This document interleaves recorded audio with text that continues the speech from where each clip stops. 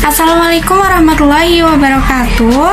Selamat datang di video saya. Perkenalkan, nama saya Anugrah Wiranti Sukma, NIM 19174054143 dari kelas 5 PGMIC. Nah, teman-teman, di sini saya akan membahas materi mengenai konsep dasar menyimak. Apa sih itu menyimak? Tahapan apa sih dalam proses menyimak? Dan apa kesulitan siswa saat menyimak, serta cara mengatasi kesulitan siswa dalam menyimak. Yuk dibaca bersama yuk. Menyimak merupakan mendengarkan lambang-lambang lisan melalui mengidentifikasi bunyi yang diubah menjadi makna. Tujuan menyimak yaitu agar bunyi tersebut dapat dimengerti oleh pendengar. Oke, yang selanjutnya itu ada proses menyimak. Tahap dalam proses menyimak seseorang ada 5 tahapan. Yang pertama, tahap mendengar. Apa sih tahap mendengar? Tahap mendengar berarti pendengar mendengarkan apa yang disampaikan oleh seseorang pembicara. Misalnya di sini, di dalam kelas peserta didik mendengarkan cerita yang dibacakan oleh pendidik, seperti yang akan kita bacakan kepada anak-anak berikut.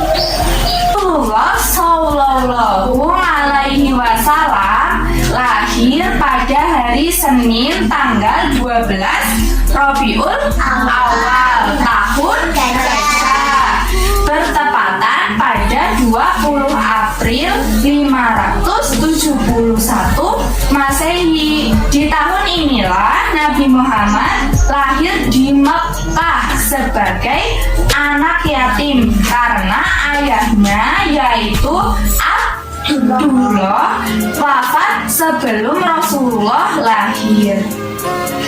Beberapa tahun setelah menghabiskan waktu dengan ibunya yaitu Aminah, Nabi Muhammad kemudian dibesarkan oleh kakeknya yaitu Abdul Muthalib. Saat itu negeri Arab belum memiliki angka tahun karena apa? Penamaan tahun diambilkan dari peristiwa besar yang terjadi pada tahun itu. Inilah sebabnya tahun lahir Rasulullah disebut dengan tahun gajah. Karena pada saat itu pasukan gajah dipimpin oleh Abraha hendak menyerbu dan merobohkan Ka'bah. Oke, yang selanjutnya ada tahap memahami. Tahapan ini terjadi setelah pendengar mendengarkan apa yang disampaikan, lalu akan muncul keinginan bagi kita untuk mengerti atau memahami dengan baik isi pembicaraan yang disampaikan oleh pembicara. Yang ketiga ada tahap menginterpretasi. Apa sih tahap menginterpretasi? Tahap ini berarti pendengar tafsirkan apa yang telah dipahami dari pembicara. Misalnya di sini, peserta didik melakukan tugas yang disampaikan pendidik sebelumnya sebelum membacakan suatu cerita. Yang keempat itu ada tahap menilai atau mengevaluasi. Berarti menilai dari hasil interpreting baik yang mengenai keunggulan maupun kelemahan. Misalnya di sini, peserta didik dan pendidik membahas bersama-sama apa yang telah dikerjakan oleh peserta didik. Yang kelima itu ada tahap menanggapi. Tahap menanggapi berarti pembicara dan pendengar dapat mengetahui hasil dari kegiatan menyimak. Misalnya di sini, pendidik pelajaran di kelas mengerti atau tidak dimengerti oleh peserta didik. Oke, yang selanjutnya kita akan menjelaskan beberapa faktor penyebab kesulitan siswa saat menyimak. Yang pertama itu ada faktor daya tangkap yang kurang. Yang kedua ada faktor kesulitan dalam berbahasa. Yang ketiga ada faktor menyimak tidak bersungguh-sungguh. Yang keempat itu adanya faktor malas.